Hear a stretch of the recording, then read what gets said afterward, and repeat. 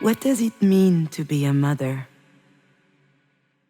Is it being 100% focused on your child? Is it always knowing what to do? Never having any doubt? Is it sacrificing your ambitions? If you do all that, are you automatically a good mom? And what if you don't manage it? Does that make you a bad mom?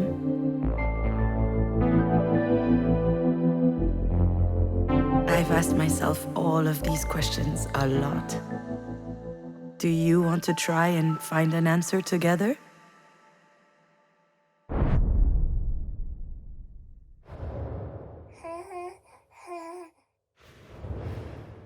Good mom?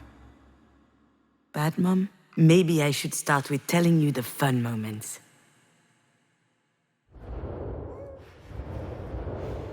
I was so fired up by your birth. I felt like I was high on drugs. I was taking care of you, working, seeing friends.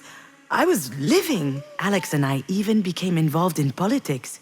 We were trading weekends to attend climate marches. I was ready to fight to make a change in the world. It kind of came out of nowhere. I was feeling gunky and I was a bit late, so I decided to take a test without putting too much stock into it. And here is the picture I sent to your dad. I remember that the stick wasn't even dry yet. Can you imagine the surprise? I'll admit that back then, I didn't know whether I would be pregnant one day. In my head, there were a ton of reasons why I wouldn't be. I could be infertile. Maybe my hips weren't built properly. I would probably have a bunch of miscarriages. And especially, I was not up to the task of becoming a mother. Except... as soon as I saw the test, my head exploded, my little fawn. I was happy. Just happy. Nothing else. It was an incredible feeling.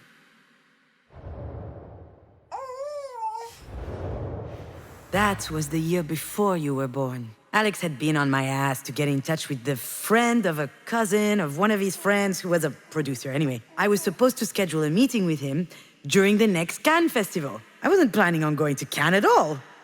But I did what I was told. I managed to slip into a party where I eventually met the guy, and it worked out. Yeah. We spent the night smoking cigs, sounding off about the worst turkeys from the festival. And a few weeks later, I was writing a spec for a series.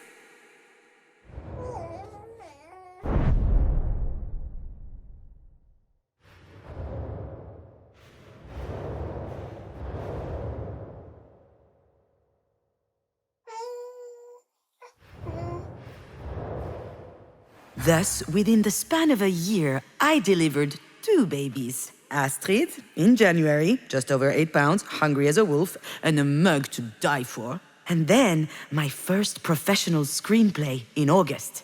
47 pages. A veritable leap forward in my career. All of a sudden, things just fell into place. I was a screenwriter. I was getting paid for writing. Sure, it was a crappy series, but that third paid very well.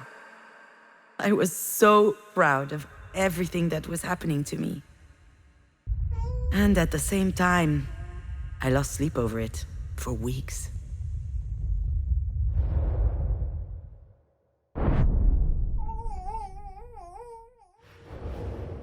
Because there were some dark thoughts too. The ones your light could not dispel.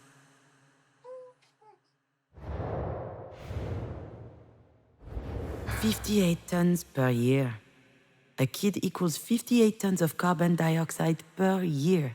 That's the same as 58 plane trips to New York and back, or burning 50 tons of coal. Having a baby in this world, as everything was collapsing around us, that was a stupid idea. You didn't really get the chance to witness it, but this is a funny time we're living in. Imagine having an incredible daughter and a job you've wanted forever, and then you get glued to a screen, and it bums you out. I would see people on social media, people I would never even have heard of in real life. And they were great parents, great artists, working on great stuff, having great success. Everybody seemed way ahead of me. And it felt like it was my fault for being so behind. How dared I aspire to being happy?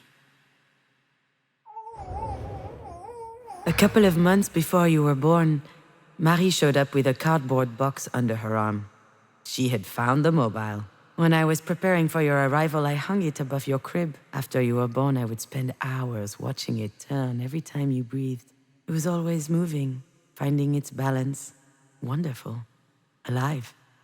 Just like you, and also so fragile. Way too delicate. A mere gust of wind could have shattered it to a million pieces. Just like you. I found it adorable that Marie came to bring us this mobile. And yet, I was scared when I learned I was pregnant. I was scared at the mere idea of telling her. It was beyond me. I panicked. So I decided to hide you for as long as I could. Obviously, she eventually noticed that I was pregnant. And her reaction was unexpected. She was jumping for joy. Why had I been so scared? It seemed so silly.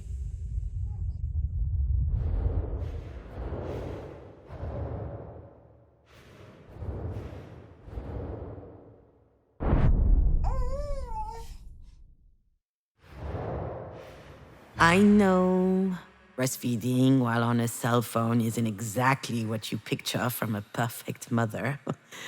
Well, that only happened once, or maybe twice.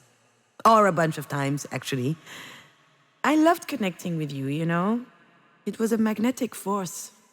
Time disappeared when I looked into your eyes. But sometimes I was overwhelmed by everything else. The earth that keeps on spinning, the anxiety of not doing enough, projects at a standstill while others are going full speed, and then the fear that it would all stop. That's always a little bit there. But I think I was stronger than that in the end.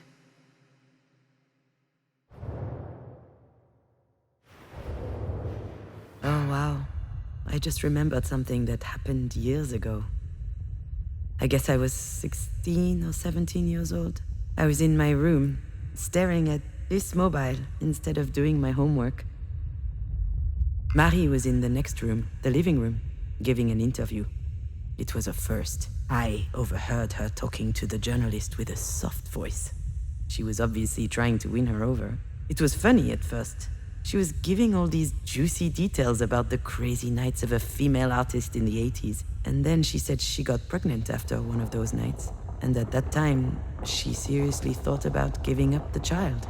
And suddenly, I understood that that child, the one she didn't want, that mistake, that was me.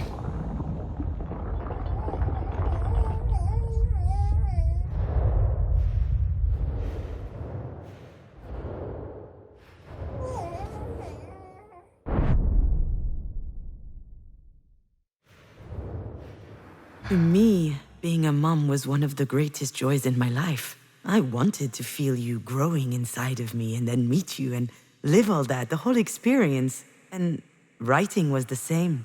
I really wanted to do it, and then I actually did. I wanted these things. I bore them and I cherished them. But I struggled with them too, because I was scared. I had doubts, but really most of all I had this lingering feeling that maybe I shouldn't have been there. And when I lost you, and writing had lost its meaning, that feeling came back with a vengeance. This feeling, this knowledge that whatever I do, it is not enough.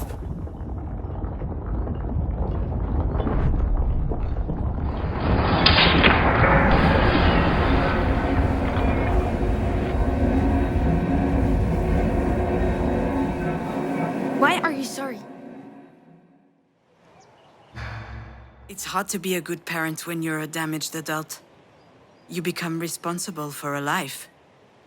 That requires courage, confidence, and a lot of nerve. And it's really easy to get it wrong. What does that mean? How can I explain? For the first few months of your life, you were like an extension of me. You couldn't talk, you couldn't walk, you could barely see, actually. And I was feeding you out of my own body. Yuck. Yeah, yuck! Having your life in my hands. That funny feeling. That's what being a mom was all about to me. And then one day, I read a book. A book? Not a movie? Nope. No moving images, just tiny written words. What was it? Heart Snatcher by Boris Vian. A weird and poetic book. Also terrifying, you know. That sounds fun. Well, actually, it's great. And perhaps you will read it one day. You'll never read it. You're right. I won't. But you can still tell me about it. All right. Well, there's this character named Clémentine. She gives birth to triplets and gives them these stupid names. As they grow up, she starts to behave increasingly strangely. Such as? She starts imagining things, these situations where horrible things happen to the kids. Okay. I understand why you might enjoy this book. What makes you say that? No reason. Does she do any other weird stuff? She locks them up in cages. Her kids? Yes. They're nice cages, though. Very comfortable. Oh, well, that's fine then. They don't like it any more than you. But it gets worse. It does? She eats rotten meat. Ew! Mom, what is this book? I told you, it's weird. Why is she doing that? At first, she does it so that the kids get the best bits. But after a while, she starts to think that if something bad happens to her, then her kids will be spared. She would be sort of like a lightning rod, you know? All I know is that this sounds really weird. Definitely. But I remember reading that part, sitting in the bedroom, and I looked at you, sleeping in the crib, and what she was doing started making sense. For real? I knew it was crazy, but the idea of doing anything for your children, of never failing because you've done everything, I found that amazing. There was just one thing I didn't know yet. The most important part of being a parent, and also the hardest lesson to learn. You need to trust your children. Trust them to read non-weird books? Trust them to live. You weren't there so I could feel like a good mother.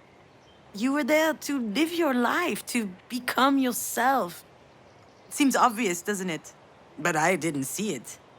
So I spent a lot of my time feeling guilty. Telling myself that I didn't deserve you. What? I don't believe it. I was your biggest fan, you know? Really? Of course. You were relentless. You even found the time to work on your scripts. You were working your ass off to make your stories amazing while you were busy taking care of me. How did you manage to be strong like that? I mean, your father was there as well. I know! Imagine! 2 kids at home! Oh, come on. Mom, you know I love Dad with all my heart. But in my view, he probably regards mental fortitude as a kind of superpower. Okay.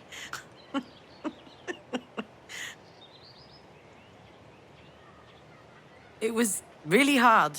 I almost gave up so many times. My career wasn't going where I wanted, certainly not as fast as I wanted, but I held on. You gave me so much energy. I presume I took a lot too. Of course, sweetie. I often wish you had an off switch, especially when I saw my face in the mirror the next morning. But that was just a detail. Every morning was magical. I'd grab you in my arms. You'd smile back. You trusted me. I had no more doubt, no more questions. I knew exactly who I was. No one had ever looked at me that way. What an incredible gift. It's just a shame you spent your best years writing for a soap opera. Wow! You do a great Marie impression.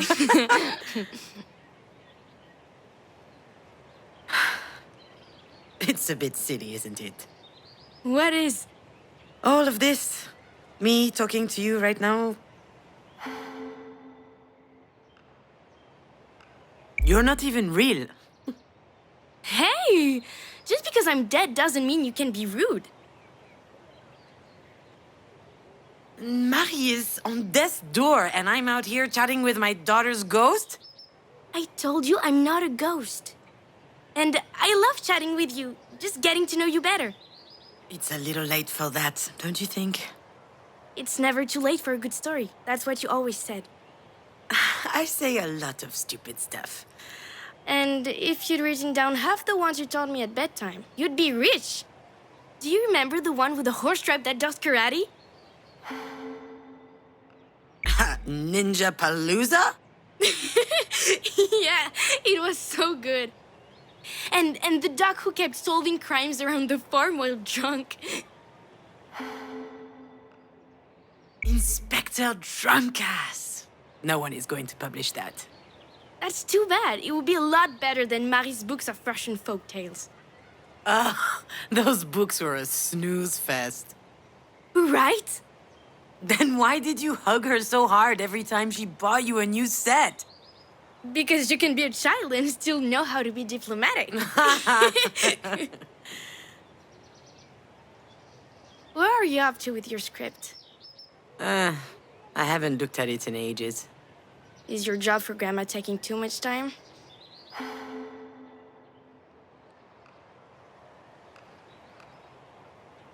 Getting myself out of bed is taking too much time. Oh, come on, stop it. The whole depressive thing doesn't suit you. And, to be honest, I'm not too fond of the whole petulant tween thing. I liked it better when you were 4 years old. What are you going to do? Give me a spanking? No, I suppose you're too old for that. Oh, you've grown up so much. A proper mini Astrid Hofferson. Astrid Hofferson? Who's that? It's a long story. Ah, my favorite kind. Okay, but I know you, so you can't interrupt me, okay? Okay. When I was pregnant, I spent a lot of time at home. And I used that time to watch a lot of movies. All thanks to me. Exactly. You weren't even born yet, but I already loved you so much. Except one day, the internet went down. So, I was forced to comb through your father's nerdy DVDs. And the best I could find was this cartoon. Now hold on a second. What's wrong with cartoons? The opinions of a Peppa Pig fan mean nothing to me. Although, you are right. It was really good. What was it? What was it about? It was called How to Train Your Dragon. It was about dragons. I love dragons. Of course you do. I don't. Dragons are tacky. But there was this great character in the movie. Astrid Hofferson. Yes, Astrid Hofferson.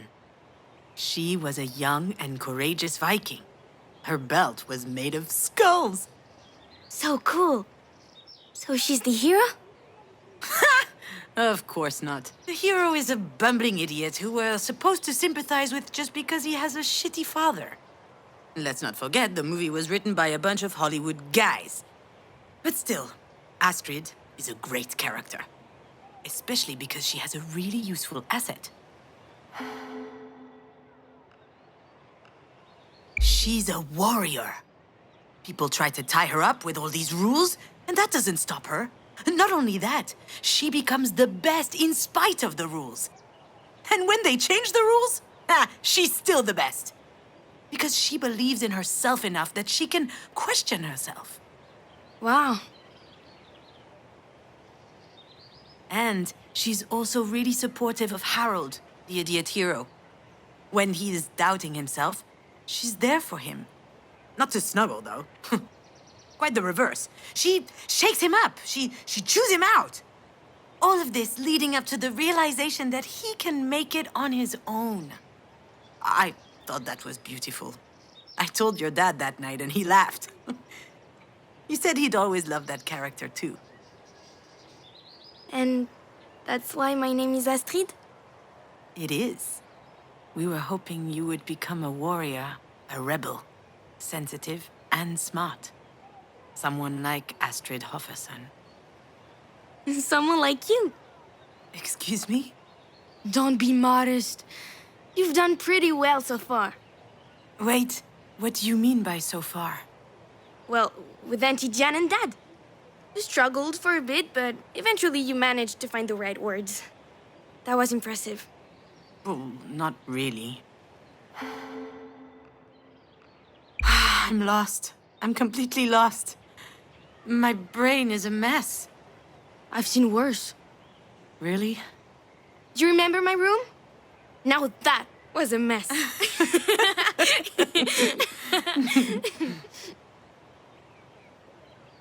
Oh, my little fawn. Before you were born, I was so eager. For the first time, I was doing something really good. So I poured my whole heart into it. I quit everything. Drinking, smoking, eating shit food. I attended all these really boring medical appointments. I even tried yoga. Can you imagine? Oh, wow. You did. Yeah. And when you were born, when I held you in my arms, I knew that I was right. We were meant to be in each other's lives. And I didn't even begrudge you the episiotomy. I don't think I want to know what an episiotomy is. You are correct. You absolutely do not. When you were born, I knew only one thing. I'd never be alone again. That's how it was supposed to be. But I screwed it up. I was a shitty parent. Just like I was a shitty daughter and a shitty wife. And I lost you. Mom, stop. You didn't lose me. You really think that what, disappeared? I abandoned you. And I think about it all the time, whenever I close my eyes. What happens when you close your eyes? I hear the sirens. Oh, like Odysseus? Not those sirens, my little fawn. The emergency sirens. I see the crown of your hair, sparkling like a tiny sunshine on the tarmac. And then, I see your open eyes. How can I ever be happy with that tattooed on my eyelids?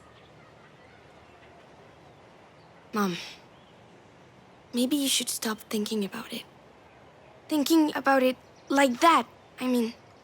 I don't want to. I mustn't. If I stopped thinking about it, that would be like killing you all over again. Astrid? Don't leave me, Astrid. I don't want you to leave.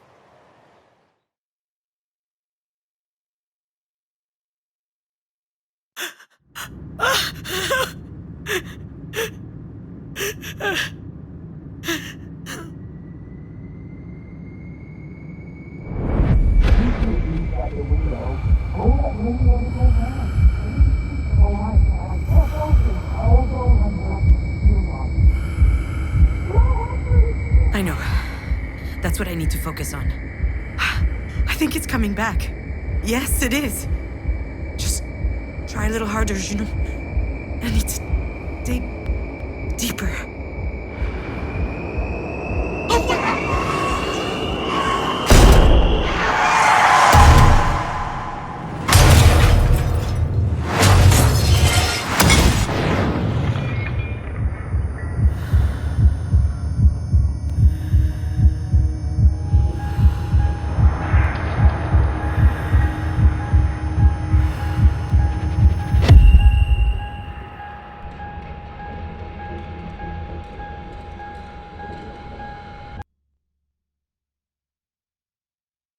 Really? Do I have to?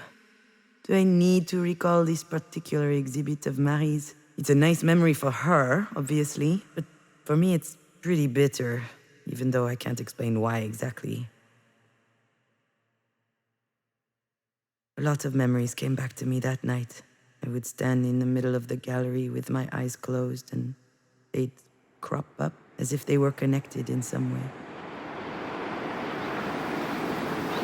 Come to think of it, there may be something to unearth in my own personal exhibit. We'll see. Let me show you around.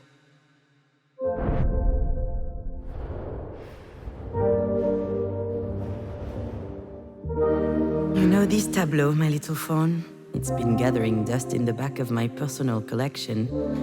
I haven't displayed it in ages. Here, the artist is depicting her first day at the beach with her daughter. Do you remember? You started worshipping the sand as soon as we got there. You were delighted. We were already imagining you as a teenager with like 7,933 vials of sand everywhere and a subscription to Sand Fans, the Arenophile Review. Hey, if it was between that or weed, we weren't sure which would be worse. You came up to me with a huge seashell. I never understood where you found it. You handed it to me with great pomp and told me I had to write a movie about it. I complained, I don't know his life. I have no idea what he's thinking about, if he's sad or... And then you asked me, so about what is it that you write movies then? And I was speechless for a moment, but... The weather was so nice that day.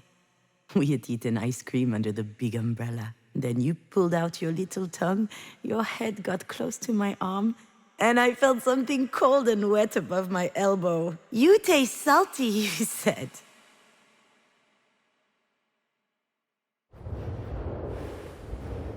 Suddenly, I felt it welling up in my heart and my stomach.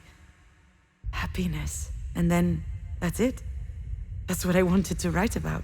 I'd totally forgotten this, but at one point in my life, I wanted to write about happiness.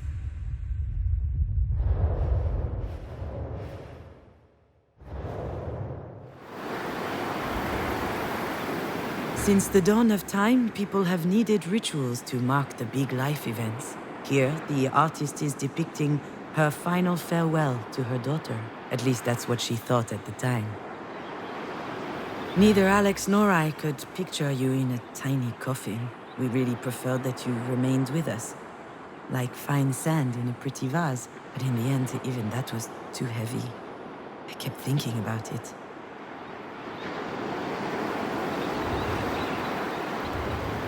One day, on a whim, I made the call. I didn't tell your father. I didn't feel like explaining. I just called Diane, and I told her to meet me over there, by the sea. And she didn't ask any questions, nothing. She just said, I'll be there. I was crying when we arrived at the cliff overlooking the beach. Diane gently took out the urn from my hands, opened it towards the sea, and she said, Donnie was a good bowler and a good man. He was a man who loved the outdoors and bowling. I burst out laughing and snot splurted out of my nose all over my fucking chin. And Dan was laughing too, and 1,000 particles of you flew out around us, all up in my hair.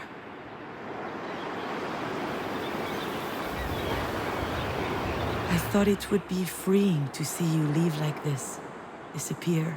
That was the goal of this ceremony. But now I know that it didn't work. It didn't make me feel free. Rather, it made me feel the emptiness.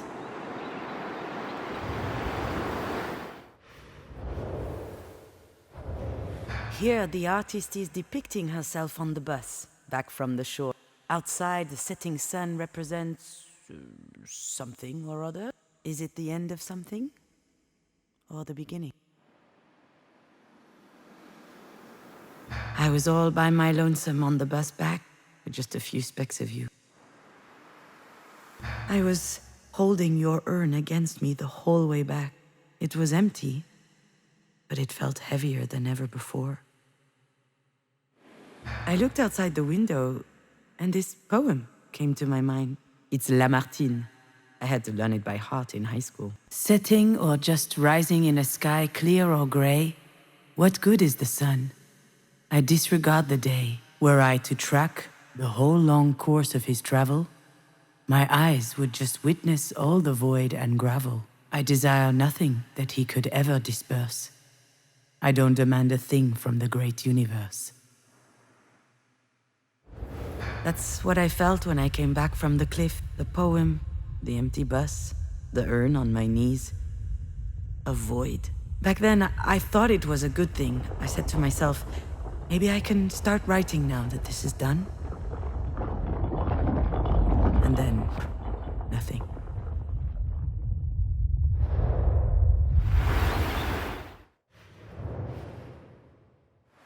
I remember almost every word of the pretentious card next to Marie's painting. The auto-portrait series is undoubtedly Marie de Mange's most ambitious work to date. She arranges herself in a discomfiting position, ripe with malaise and also a certain eroticism. Self-portrait number 8 is the final entry in the series, and one of the most powerful paintings of the 21st century. Apparently the critics and the public loved it. That was the series from which everything started for Marie. I must say that there was something vibrant in these paintings. A sweet and vulnerable mystery in her eyes. It made me sick. I never could bring it up with Marie. But I'm sure that these paintings were actually inspired by the accident. The ground she's lying on. I can almost guarantee you it's pavement. And her discombobulated body as if her bones were broken. No one knows that except me. I believe she painted you instead of her. Why on earth would she make such a twisted thing, do you think? I couldn't believe how many paintings Marie had done since you died. Meanwhile, I couldn't write for my life. It made no sense anymore. When I left Alex, I did get started on something, as if separating from him had inspired me. But after a few months, nothing I had written was worth reading. Those paintings made me so angry. I kept thinking this. Marie is feeding off of my bereavement. Through her art, she managed to turn what happened into something else. Something beautiful. I, on the other hand, had nowhere left to go in that moment. I couldn't do it anymore. My bag of happiness was ripped to shreds.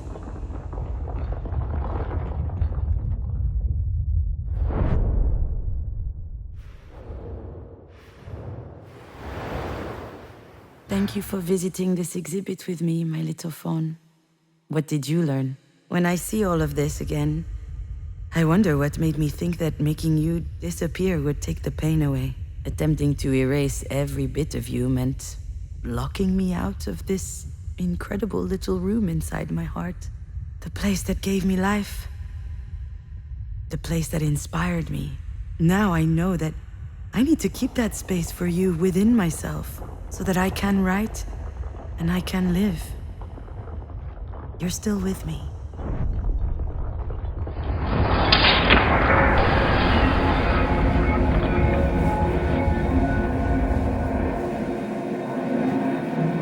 You really think that what, disappeared? No, of course not, my little fawn. But when you died, I found myself in an impossible situation. I was thinking about you all the time. I kept telling myself it was my fault you weren't here anymore. It's awful to love someone that much, you know? On the contrary, I think it's beautiful. Sure, it's beautiful and awful.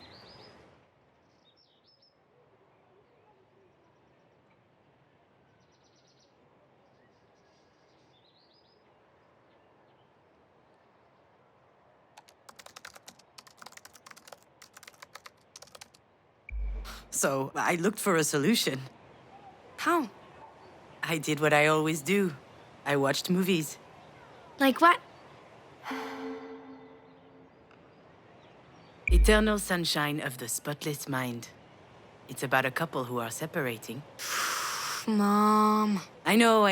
I just wasn't in the mood for rom-coms at the time. If I had been, I wouldn't have gone for something starring Jim Carrey. Anyway, in the movie, there's a machine that erases people's painful memories. Jim Carrey is heartbroken, so he uses that machine because that's the only way he can go on living. That's what I tried to do with you. To get you out of my mind. Except you didn't have a machine. No. I had medication, I had a job, and I even did a farewell ceremony. I thought that if I could get you out of my head, I might be able to feel better. Did it work? Of course not. Why should it? That wasn't the right way to handle things. Now I know how lucky I am. To be able to think about you every day. Even though it's hard sometimes.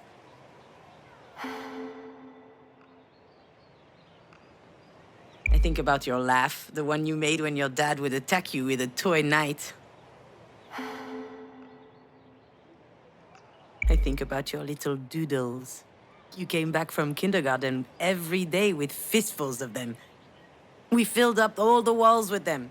So we ended up having to sneak some into the garbage. I knew it! But I promise I always looked carefully at them before. I think about the way you would sound complicated words. Escarpment. Onomatopoeia. Cacophony. They were in stories we'd read to you. You loved to parrot them back. I think about all of it, little dear. And it's a reminder that you are here with me. I carry that with me into every decision I have to make. And I won't let it go for the world. I'm better now, you know? It still hurts like hell. But I get it. I can survive this. On a good day, I can even convince myself that it could be worse.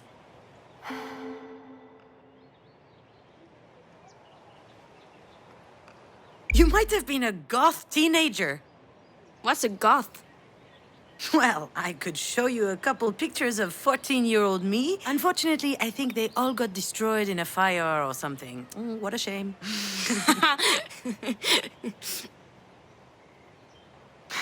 You've taught me all of this. You helped me open doors inside myself. That's what allowed me to grow. Of course, I'll go on without you. I have to. But it's really, really sad. How does the book end? What book? Heart Snatcher. Well, the triplets eat blue slugs, and then they fly away from their mother. Obviously, blue slugs. And are they happy? Very much. There are two lessons here. First, Boris Vian was really, really odd. Really. But also second, sometimes there's no sense fighting what will happen anyway. You said it yourself to Auntie Diane. Remember? I understand why you're sad, Mom. But you can't be sad forever. It doesn't help you, and it doesn't help me. Life's short enough as it is. Why waste any more time? Do you think it's that easy? That I can just press a button and pow? You can be so egotistical sometimes. Excuse me? Where do I fit into all this? But I was just... So what? I'm going to be a bad memory for the rest of your life? A distressing thought inside your head? Do you even realize what that means? I'm scared. Oh, what are you scared of, my little fawn? I'm scared that I'll disappear. But you're already dead. That's not the point. I'm talking about disappearing from here. This is the only place where I still exist.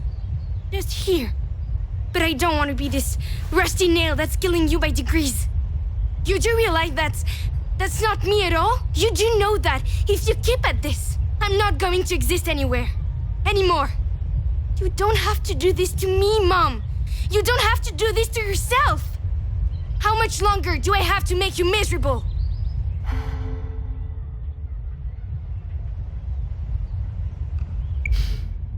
I know you don't deserve that, my little dear. It's all my fault. Stop it, Mom. Just stop. You're stuck on repeat. I know that this can be easy to process. And I know that the truth hurts. But right here, right now, you're gonna have to remember. Really.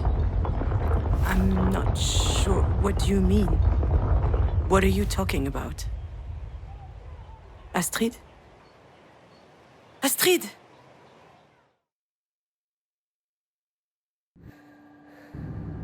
She's right. Of course she's right. I need to remember now. It's time. I think I'm ready. That's it. I remember now. Not everything, but... You could at least crack a window. All that rain brought a cool front. It had just rained. The road was wet and slippery. Shit, I can't drive with these heels on. I didn't sleep all night. I can't focus. Also... I was exhausted. Stressed out. In no condition to drive. I was nervous about meeting with my producer. Mom, watch for the deer! I don't know why I didn't see the deer earlier. My mind must have been elsewhere. When I heard your warning, my first thought was to avoid hitting it. They were your favorite animal. So I swerved and we ran off the road. And then...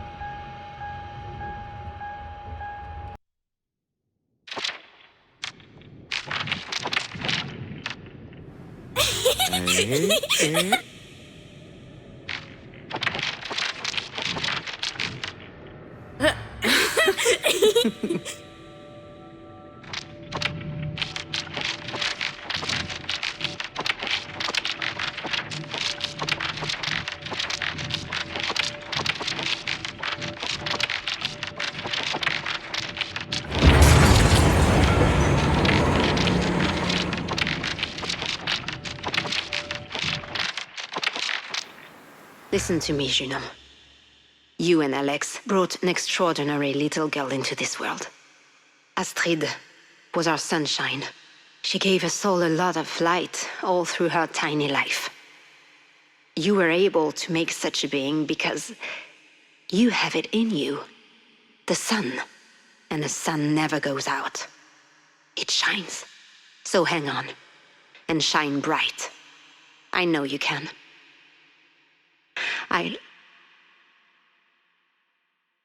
I'm proud of you. You and Marie have a connection that's... peculiar. You used to spend hours in her shop watching her paint. She loved that you were so curious. She smiled at you, explained stuff to you. She asked for your opinion about her work. Can you imagine? When I was 4 years old, I wasn't even allowed in her damn workshop. But you had something inside of you that completely changed her. Actually, I think this is what saved me that day. The idea that even Marie could be touched by a ray of sunlight. There had to be one out there for me too.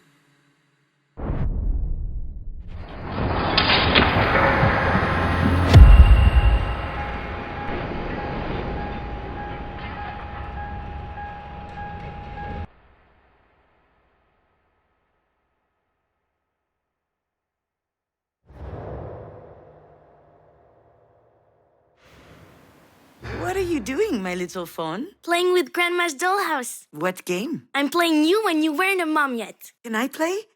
I'll be Alex. Hey, cutie. You come here often? Hi, do you want a baby? Oh, this is moving a bit fast. What the heck? Let's make the best little girl on earth. Of course she'll be the best. How do you know? Well, I'm the one making her in my belly, so... Talking to you was intoxicating.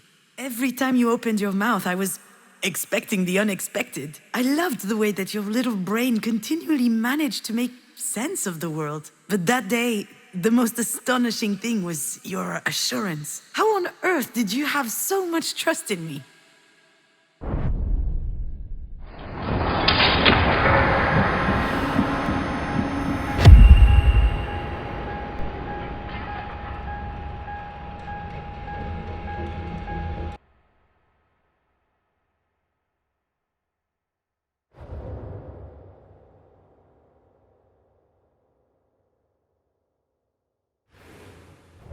Damn, June, I can't believe it. I'm going to be a dad. We're going to be parents. When I got your picture, I yelled so loud, I think 3 guys here had a stroke. I'm just unable to focus on work. I'm so happy. It feels so... I feel like it's going to change my life. I mean... No, I mean, it's going to change me. Like, I'll never be the same again. I can't wait. And you, what do you think? I think you should take the afternoon off and come home. Oh, okay. But why? Is there an emergency? Do you need me? I don't need you. But I am wondering what it's like to have sex with a dad. Wow, what a weird thing to say. I'm on my way. He was right, you know. Your dad. When you arrived, he changed to his core. Before you were born, he was always a bit lost, a bit wandering through his own life. But from the day you showed up, it was as if everything had become clear for him, as if he finally understood what he was doing here.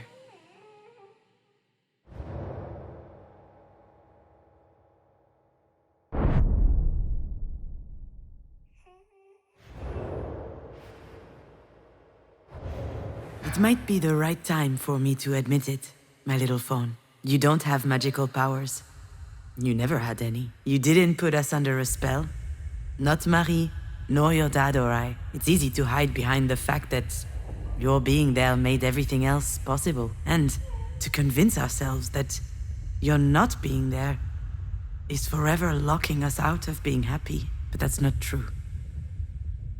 The seeds that allowed us to change were always inside of us. Sure, they were buried deeply, but they couldn't wait to grow. And you were simply an incredible, a wonderful beam of sunlight.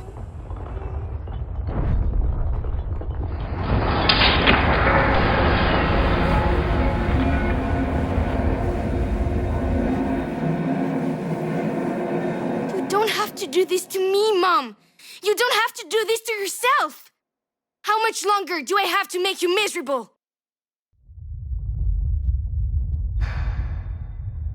My little fawn, I can't do this to you.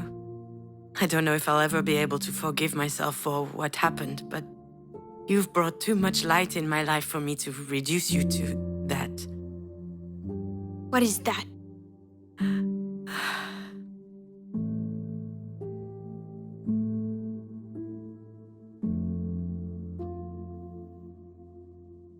Mom, what do you mean by that?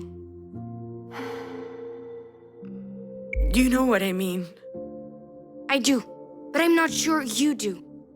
So I'm going to need you to say it. What is that?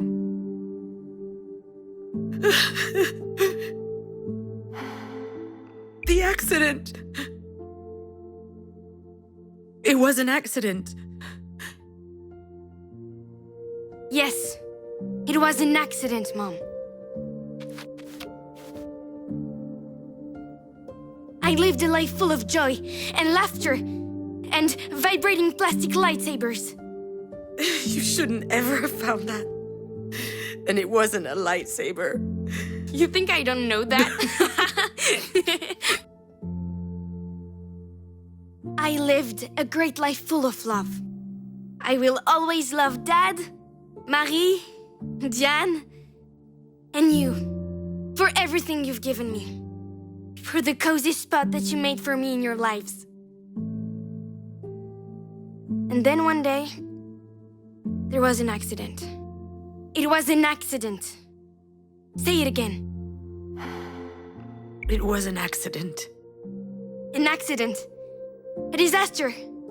A calamity. There's nothing to forgive. It's not your fault. You know that, right? Deep down. Do I? Then why do I feel all this guilt? Yeah, that's another mystery. You're angry. But are you sure that you're angry at yourself, Mom? I don't know. I believe in you. You'll figure it out. And when you do, you'll make the right decision. I think you're ready now. I'm ready. Thank you, little fawn. Thank you for your help. You can leave now. I've got this. I know.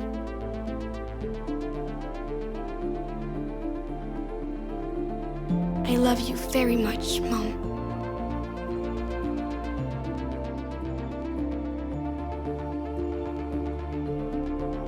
Me too, Astrid.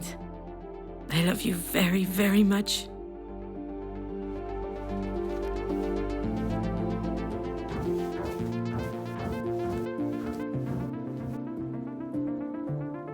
I know you'll always be with me. I can feel you are here, and it gives me strength. And I'm going to need a lot of that if I'm going to go in there. But Marie needs me, and we have a lot to talk about.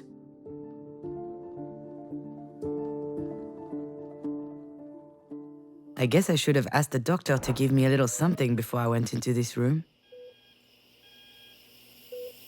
You don't get free samples of benzos every day. All right, Juno. Cut the bullshit. Hi, Marie. Sorry I made you wait. I had to sort out a few things. A lot of things. But anyway, you knew I was coming eventually, didn't you? You've always had this weird gift of knowing what we're about to do before we even think about doing it. Once again, you were right. I'm here. But I almost didn't come in. I was close earlier, but I just stood outside the door. I was angry at you. I don't even know why. I mean, you're not exactly the warmest mother in the world. Still, why are things so complicated between us? Why do I always feel so threatened when I'm around you? Come on. A crucifix? You? Wait, is it... I remember now. I've seen this before. Was that last night? Oh, shit, now it's all hazy.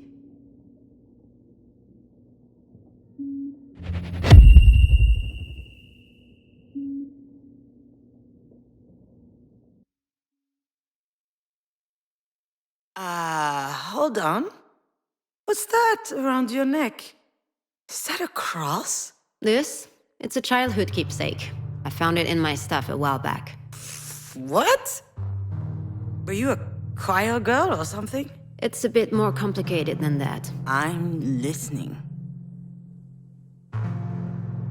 Please, You never told me anything about your youth. What the heck? After all, why not? That might do me good, and I owe you that. What's that supposed to mean? Nothing. Just shut your mouth, pour me a glass of wine, and listen.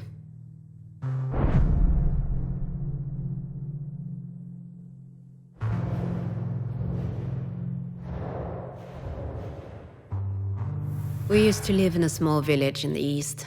Grey, boring, and hideous. People were dumb and mean, always keeping tabs on others to tear them down. And of course, these fakers were in church all the time. I spent years in that cesspool, never asking questions. When I was 14, let me tell you, Jesus was my best friend. I would tell him about everything I did wrong in my head. And let me tell you, I was a terrible kid. Nosy, ill-behaved, always running around. A tiny devil. And also, I had this desire and fire in my chest. Nasty thoughts. But I really thought that he loved me as I was.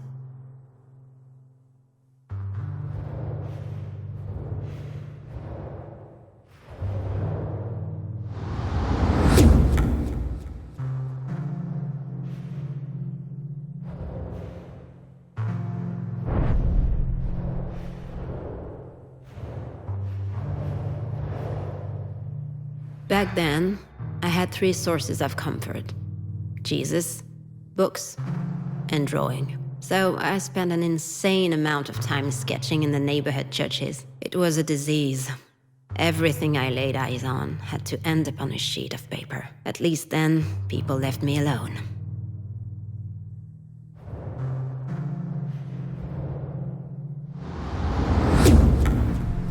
Otherwise, let me tell you that I never got a minute of peace.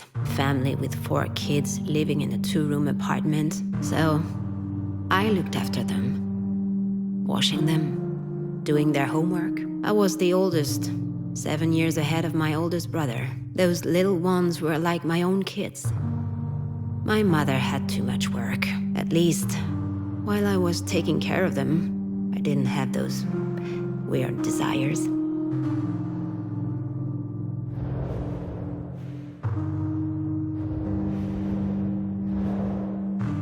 My dad always had a steak on his plate when he got home. Every night.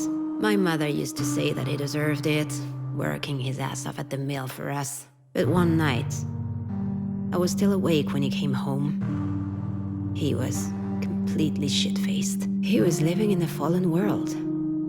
The steel industry was his life, but his life had no tomorrow. So he drank. That night he looked at me weird. I didn't understand. I felt guilty.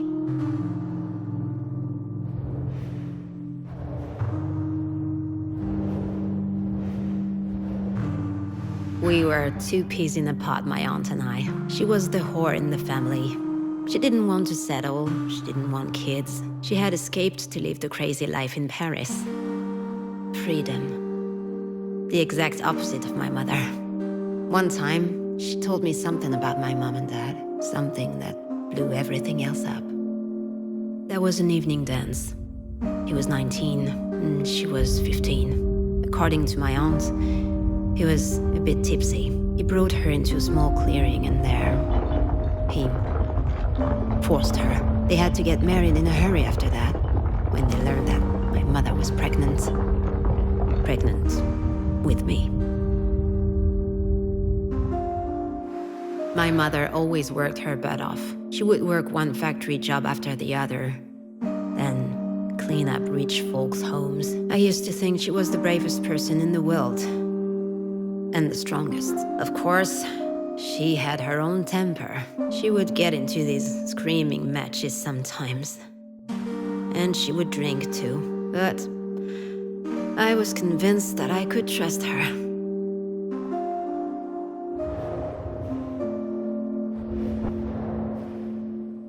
One night, I went out with some girlfriends and boyfriends. We only went to the movies, but she lectured me. "You're bringing shame on this family," she said. "People at church are talking. Something bad's gonna happen to you if you keep tempting men." I answered that if it ever happened to me, I, for one, wouldn't marry my abuser. She hit me. For the first time. She hit me again later. I was getting slapped around because she hated her life. I was blaming her for not fighting back. I wasn't going to let her treat me like this.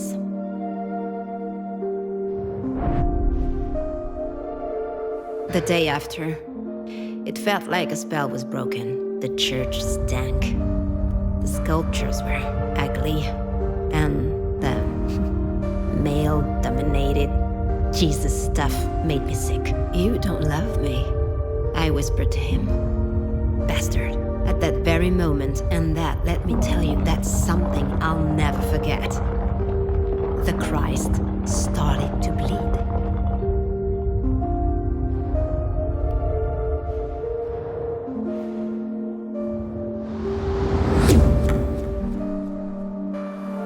I had my first period right after my tantrum at the church. I was already 14 years old. Pretty late. But then, my body started to develop.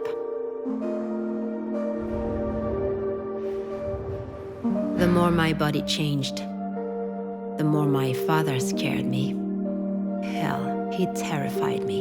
Not just because he was domineering and brutal.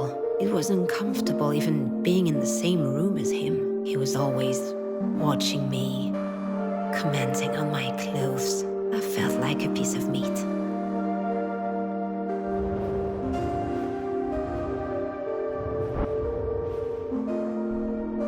The last time she raised her hand to me, she hit me so hard. My nose started bleeding. We were having another fight about one of my outings. By that time, I was going out for real, just to spite her. You know me. She called me a harlot. So, I bit back. At least I'm not gonna stick with the first guy who knocks me up. I didn't have time to finish saying it. Whack! She slapped the shit out of me, and she spit out. "If it were up to me, you're the one I would have dumped." It's stupid, but that struck me right in the gut. And that's when it came up, boiling. The rage. I tasted blood in my throat. I couldn't think straight. My ears started ringing. I felt a jolt running through my body. And then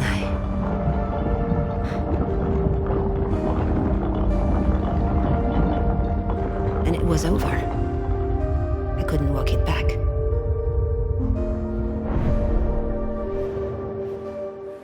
This cross is the only thing I have left from her, you know? I took it when I left home that very night.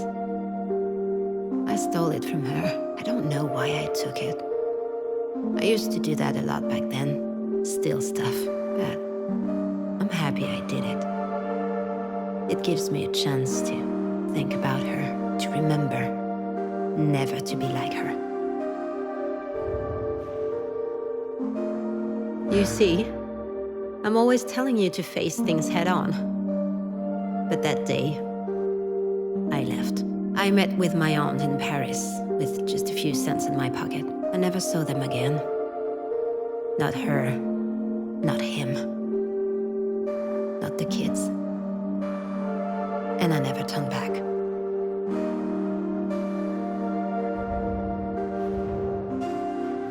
You hear, Miss Kivas? Shit, don't tell me you fell asleep. What a disaster. You really can't handle your booze. Don't worry, daughter. I will still be there tomorrow, and the next day too. There to tell you again what you already know. People are ugly, let me tell you. They're dangerous, all of them. That's just the way things are. It's inside them. The evil is, we need to defend ourselves. Stay vigilant. That's how I got out of it. Jan gets it, I think. But you, darling, you're too weak. You want to trust people. You want to have faith. But I told you many times, you can't trust anyone. Ever. You don't need me to tell you that. Life's unfair. That's just how it is.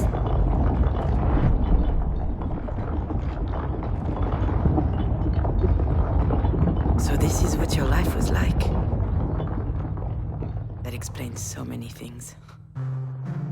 Now I understand why you can't trust anyone. Why you don't let anyone love you. Anytime I think about how it must have been for you, it's increasingly obvious. How lucky I was to have Astrid. Every second of my life I spent with her was filled with happiness. You never got to have that. Not as a daughter. Nor as a mother.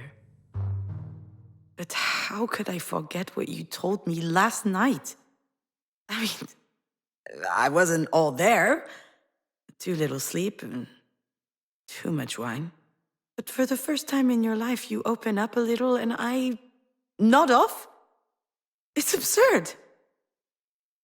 As if I didn't want to hear it. Was it that I was angry that you waited so long before telling me? Or was it something else? Something I didn't want to look in the face until now?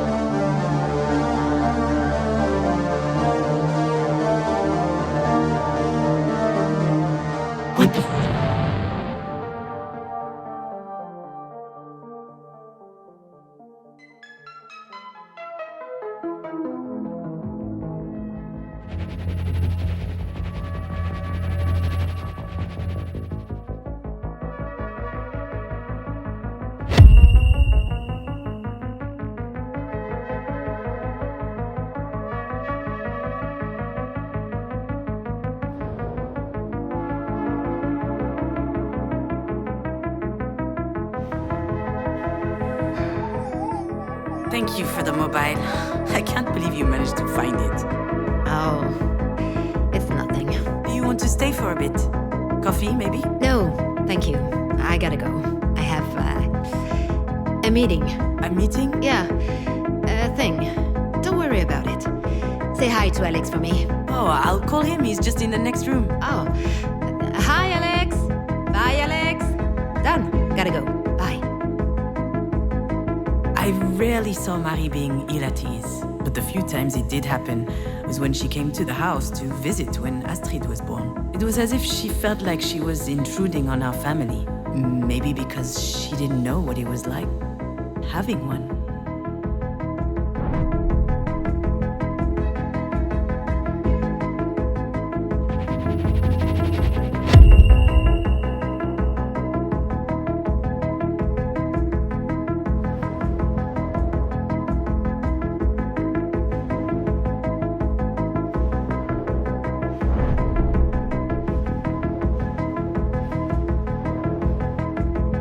Mademoiselle, could I have another glass of champagne? Oh, I don't work here.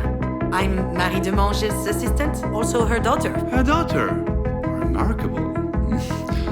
But you don't look anything like her. Do you paint as well? No, I don't. I'm more of a... Of course you don't. Well, why would you, with such a talented mother around?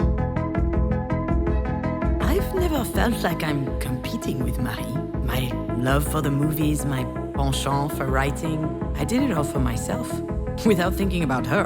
But perhaps she was actually feeling threatened, as if the creative process was uniquely hers, her exclusive domain.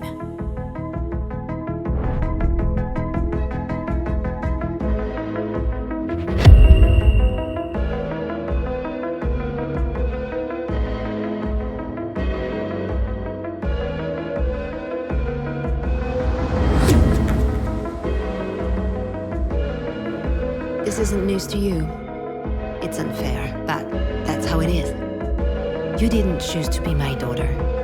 I didn't choose to be my mother's daughter. I could blame it on God, but that would be giving him too much credit. I don't know who's to blame, really. I do know that it's unavoidable, though. And Astrid, she didn't choose us either. She wasn't supposed to be part of this family. At first, I thought that she could be the one to break the cycle, but in the end, the curse got her too, and it hit again. Harder. My shitty curse.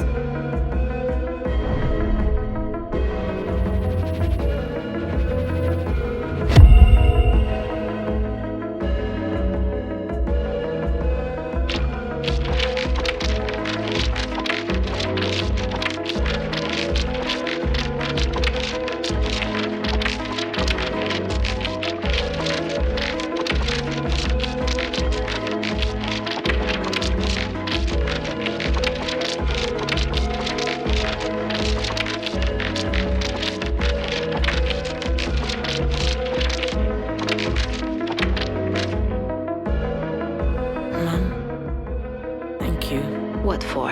You know what for. For what you just told me. For not giving up on me. For your help. Listen to me, dear. One thing is for sure on this wretched earth. A single thing, it's that you don't need to thank me. For anything. I'll see you Monday at the studio. I found that really weird at the time. This whole exchange. First of all, Marie saying beautiful things, sounding more loving than ever before. But on top of that, her almost scolding me for thanking her, as if extraordinary circumstances had forced her out of her self-imposed duty to bully me, and that she was having a hard time coming to terms with it.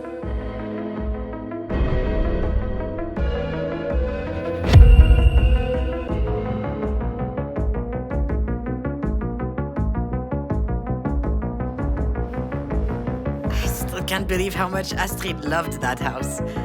Why are you surprised? It's awesome. Really? Well, yeah. Have you looked at it up close? There's all these little intricate details. You can open the doors, move the furniture, turn on the lights. Marie must have spent a lot of time on it. I don't know. I think it's an awesome present. When Alex said that, I was reminded about my mobile.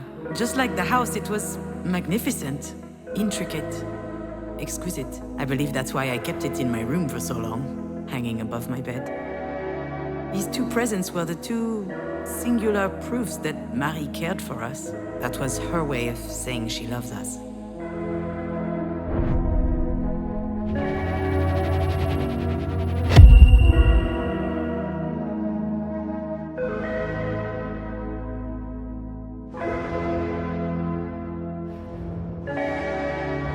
What about those over there, in the tank? Are they still alive? Of course. The true connoisseur prefer to cook their lobsters at the last minute. And I'll take them. Absolutely, miss. Do you want one or two? I want them all. I mean, there's about 2,000 in there. Did you win the lottery or something? I'll need one of your coolers too, for the road. I drove to the ocean, opened the box and threw them back in the sea. Freeing them was pointless, laughable even. But it felt amazing. I was able to change things. I could reject the fact that it is what it is. Just say no. What's the point in being alive if everything's already been decided for us?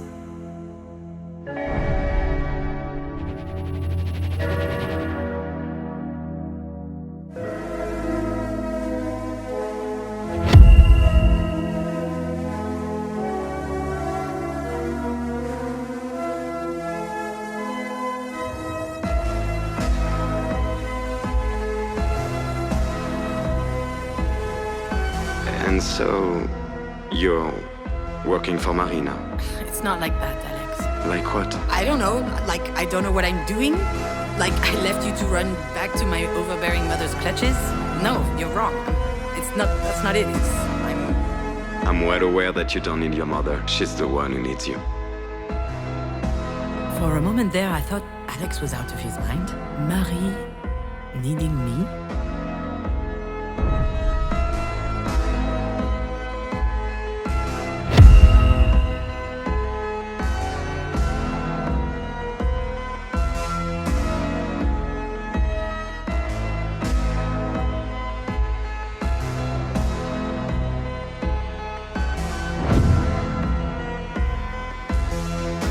bird go? Oh, it's gone. It is? Yes. Early this morning, I opened the windows to let in some fresh air. It jumped on the edge of its box, looked at me, and then it flew away. Oh. Did it look happy? It did, my dearest daughter. It looked so happy. That was a lie, of course. I know that now. But I believed that beautiful story at the time, without reservation. That's another thing which doesn't work in my relationship with Marie. The fact that she would lie to me because she doesn't believe I'd be able to face the truth. The fact that she doesn't trust me to deal with it.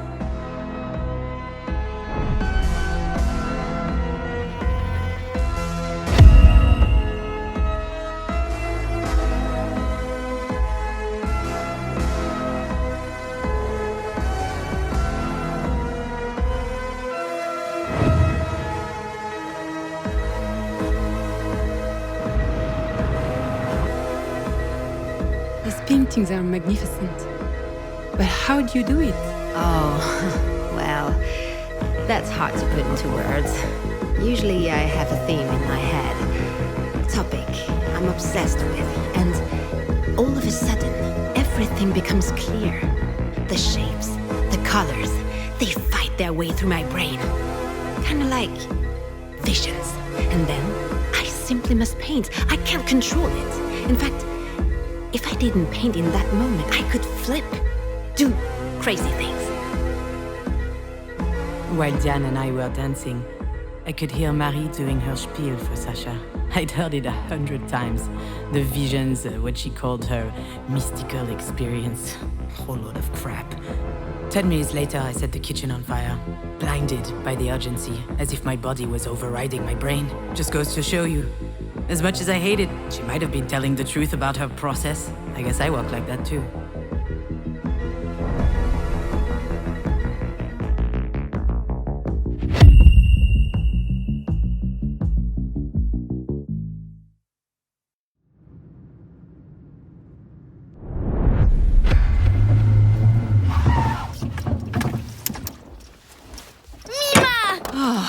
It's stifling hot in there. Yeah, sorry, AC's broke. Get in, we're running late. Don't sit on my script! You could at least crack a window. All that rain brought a cool front. Mima, Mima, Mima! Oh, sweetheart. How are you doing? You look great today. I'm a princess, the computer princess. That is so special. Can we get going? All right, all right.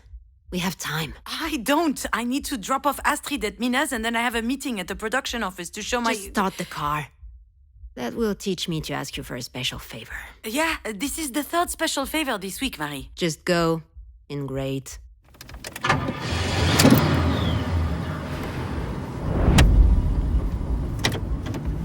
Shit, I can't drive with these heels on. Why are you even wearing these things? Silly me, just dressing up for a business meeting. Sweetie, what present did you bring for me now? A clay dough pizza factory. I love pizza. You look really flushed, dear. Are you too hot? Let me take your coat off. Marie, what on earth are you doing? Just for 1 second. Forget it. Sit down. We're almost there. Just watch the road. You sit I'm down almost... right now. Stop that. You are worse than a traffic cop.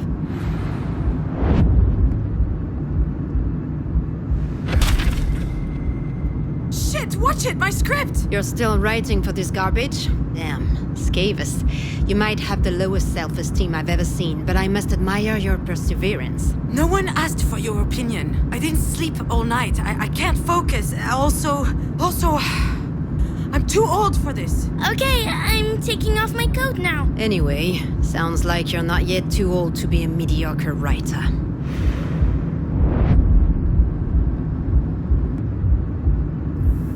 Marie, please. This is too much praise. I have to prod you some way or another. You are so incredibly lazy. And they keep coming. All these flowers. Really, I can't. Nothing ever comes easy to women in this industry. I had to build it all myself. No one was there to help me.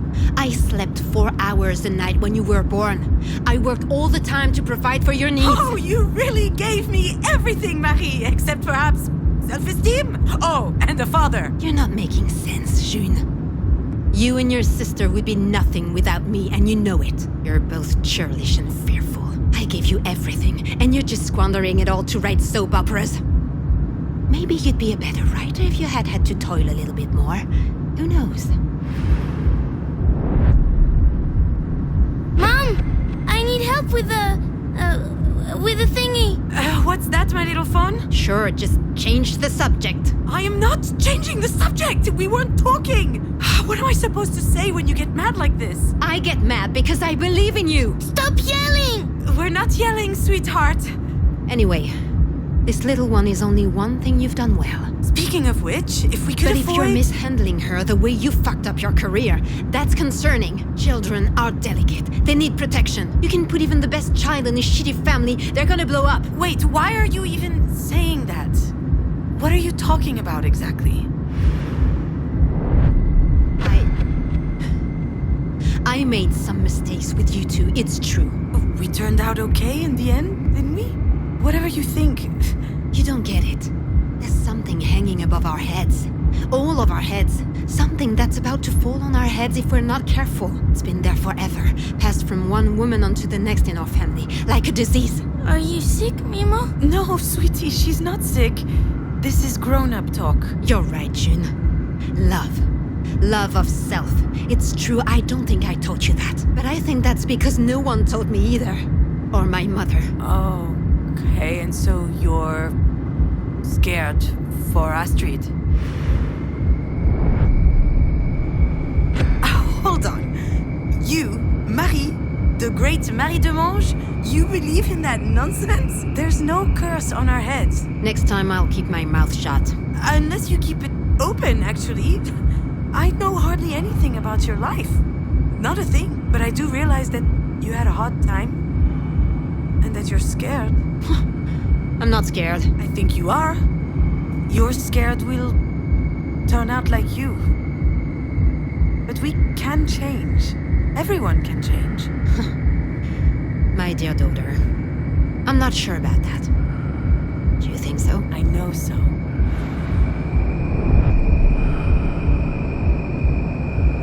And that's all thanks to you. You taught us that in your own twisted, painful way, but still... I did what I could. And in the end, you did give us the means to change things. You've taught us how we could blow off the entire world and do whatever we wanted. That's your way of showing love, don't you think? Love isn't my thing. Oh, Mom, come on. You love me and I know it, in spite of your best efforts to hide it. I can feel it, and I love you. And I love you too, Mimo. Oh, thank you, dearest. Makes me so happy to hear you say that. I like it better when you're nice. Why are you not in your seat? What are you doing standing up? Marie, why is Astrid completely unlatched? She was sweating. I just took off her sweater. No big Shit, deal. I told you to keep her safety belt on. Are you kidding me? You know, you're so uptight sometimes. Unbelievable. I am not uptight. I would just like you Mom, to... watch for the deer!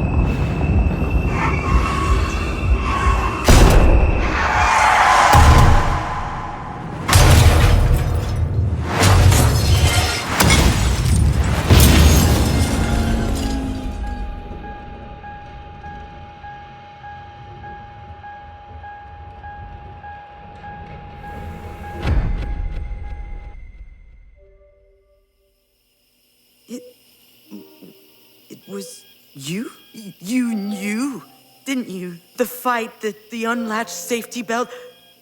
I'm sure you remembered, and you didn't say anything. You just hung me out to dry with my feelings of guilt. That's it. That's the real reason. That's why I was so mad at you. I'm sure that's also why you filled in this stupid paper with my name on it. You probably thought that if anything happened to you, it would be some kind of divine justice. I would have a choice of what to do with you. And now, I have to make the decision. So what am I supposed to do, Marie?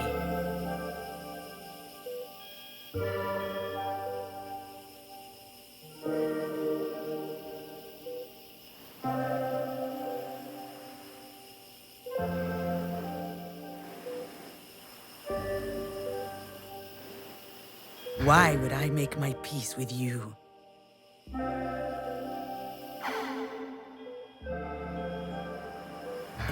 could agree to play by your rules. One last time. Maybe we could invent something else. We deserve that.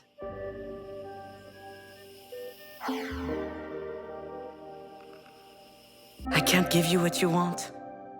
Not this time. I refuse to take on this responsibility. If Diane feels like taking care of it, good for her. I'm tired of your crooked schemes, your poison chalices. I don't want anything to do with you anymore. But don't go imagining things either. I don't want you to die. In fact, I was hoping you would live through this. That you would come back cognizant enough to think about what you've done. And that it would make you suffer. For a long time. You'll never see me again.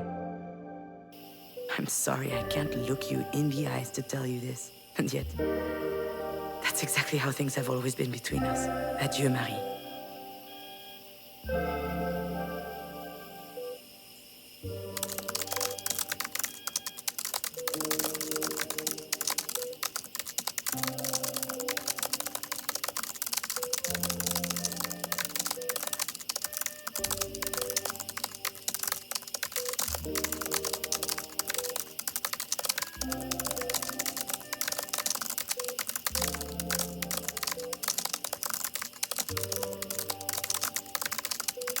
Mom, you promised we'd go to the park. And we will. Just give me 5 more minutes, will you?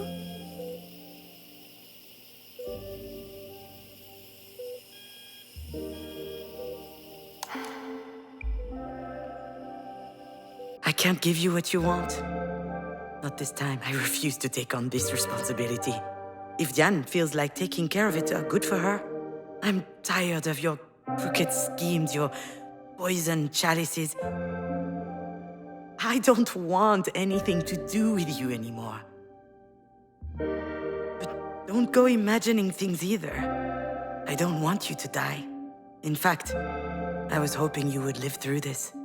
That you would come back cognizant enough to think about what you've done. And that it would make you suffer. For a long time. You'll never see me again. I'm sorry I can't look you in the eyes to tell you this. And yet, that's exactly how things have always been between us. Adieu, Marie.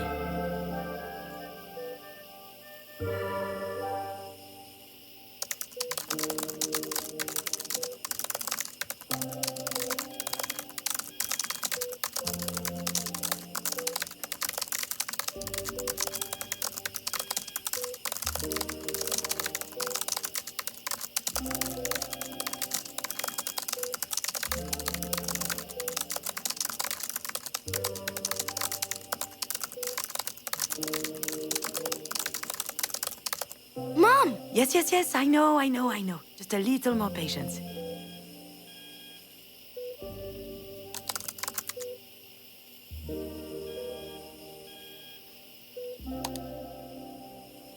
Mom! All right, Achille. Here we go. At last! Are you happy with your story? I think so. Fine. You'll read it to me later? I'm not sure. It's not really a story for kids. And... I want to try the red Stegosaurus today. Did you know his tail is actually a slide? Really? Can I try it too? Only if we buy ice cream on our way back. Seems like a fair deal to me.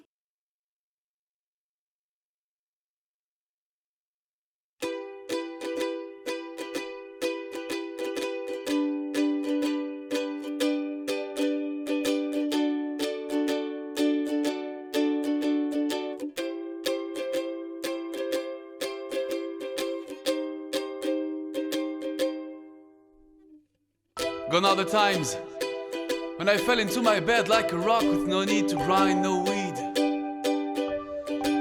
I just had to close my eyelids into oblivion until next morning. But then came the day, came the night when I had this dream of you like a rock. You felt so very warm as I held you in my arms. It even woke me up, bursting in love. How could I pretend to even go to sleep like a rock when I know you are there? As I feel I can sparkle your resurrection till next morning. Should I dream of you? Could I dream of you? Should I dream of you? Would I? Would I? Should I dream of you? Should I? Could I dream of you? Could I? Would I dream of you? Think I'd like to if you allow me to, but you stole my nights, my freedom to surrender like a rock to the ceiling beam of uncontrolled dreams. And no, I can't rest without.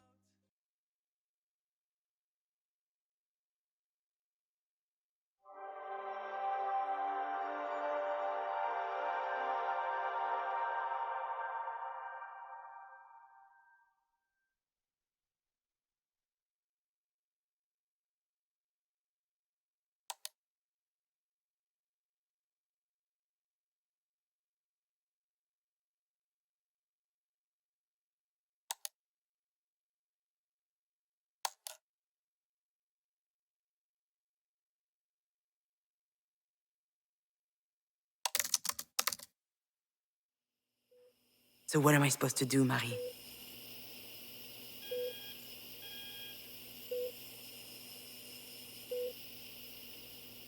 I could agree to play by your rules. One last time.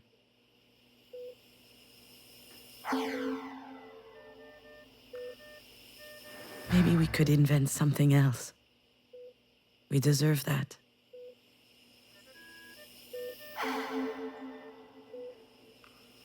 You know, Marie, I figured out what you're missing. You've been fuming inside for years because you have no hope.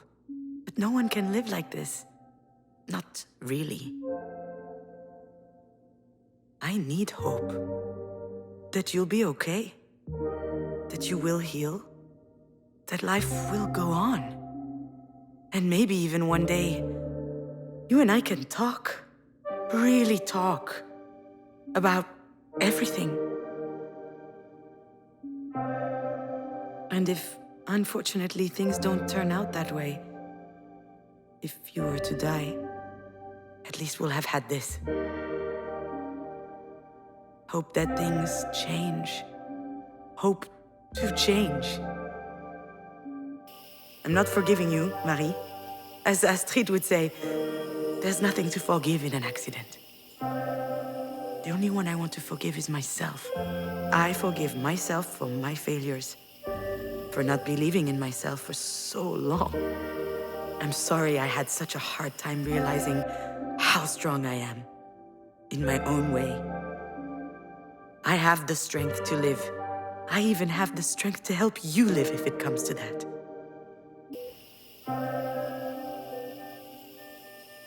And with some help from the people who love us, you and I can heal.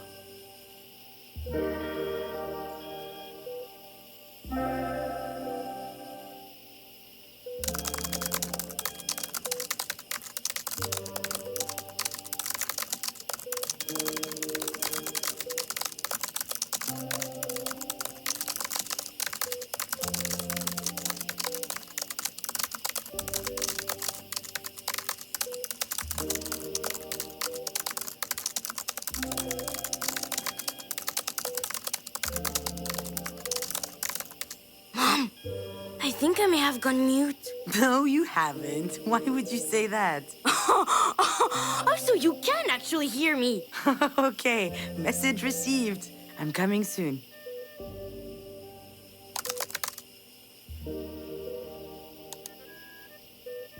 Mom! All right, Achille. Here we go. At last! Are you happy with your story? I think so. Fine. You'll read it to me later? I'm not sure. It's not really a story for kids. And I want to try the red Stegosaurus today. Did you know his tail is actually a slide? really? Can I try it too? Only if we buy ice cream on our way back. Seems like a fair deal to me.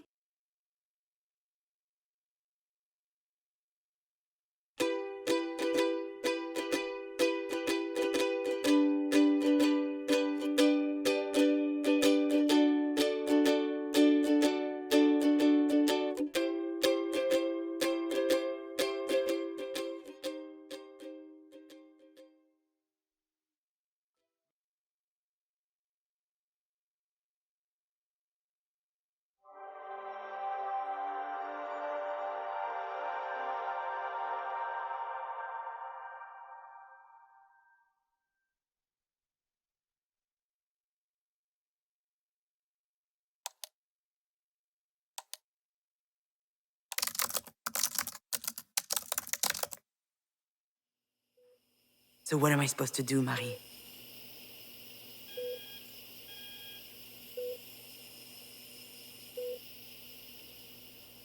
I could agree to play by your rules. One last time. Very well, Marie. We agree. I'm going to tell the doctor not to take life-prolonging measures. That's what you would have wanted. But just so you know, I'm not doing this for you. I'm doing this for Diane. She loves you, you know? She doesn't want you to die. But I don't want you to begrudge her for still being alive. I'm doing this for myself as well. Because I hate you. I hate you for what you did to Astrid. I hate you for my years of defenselessness and anger. And I think I'll never be able to not hate you. I actually understand your fear of not being completely there. I understand it because that's how I've always lived. It's horrible. And it stops today.